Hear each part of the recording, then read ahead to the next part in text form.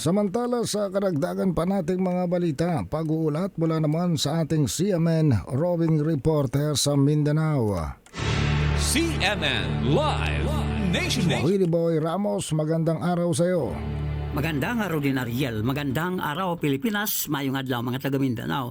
Binigyan din bilang sentro ng kanyang mensahe ni Kidapawan City Bishop Jose Colin Bagaporo, DD, ang pagpakumbaba sa pagsisimula ng Kwaresma kahapon as Wednesday. Matutuan niya tayong magpakumbaba alang-alang sa Panginoon at sa ating kapwa.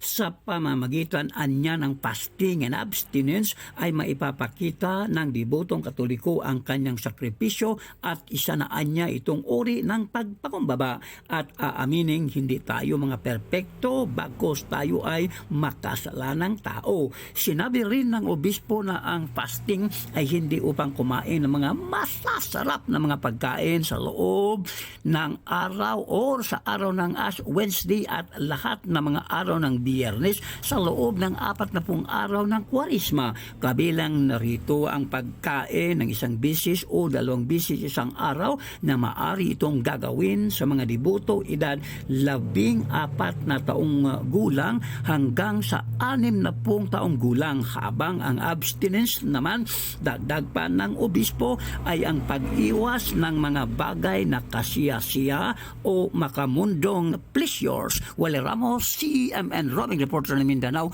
Radyo Kalikasan ng Og City Base, nagulat ng live para sa CMN Pilipinas. CMN Live Nationwide. Maraming salamat, Willie Boy Ramos, ang ating CMN roving reporter sa Mindanao. Sa